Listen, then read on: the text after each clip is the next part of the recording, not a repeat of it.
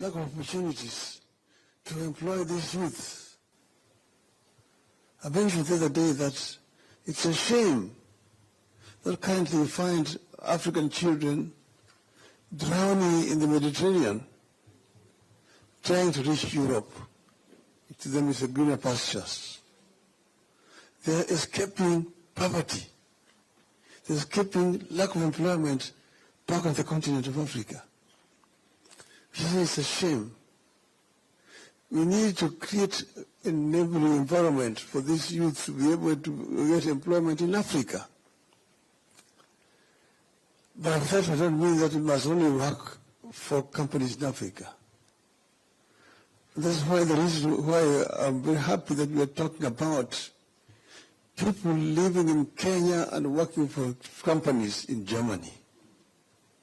And this agreement has just been signed here between us, that Kenyans can work for German corporations when they're living there in Kenya.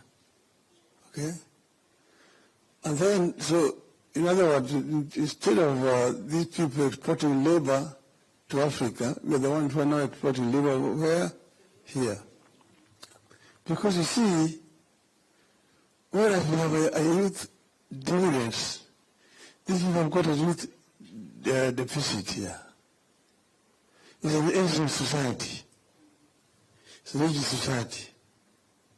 You have a situation where you've got an inverted pyramid. The base is up. The down here is now smaller.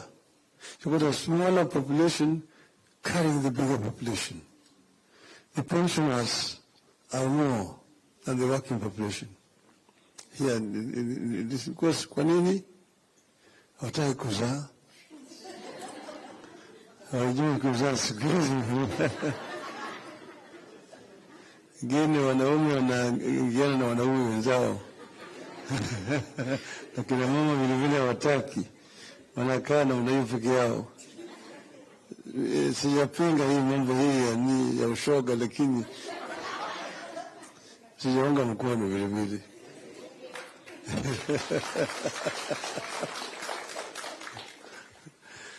So now, what I'm saying is that there are opportunities for our people.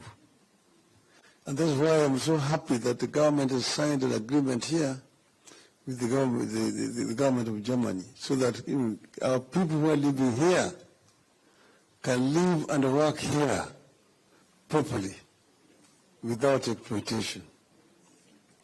This is very, very important.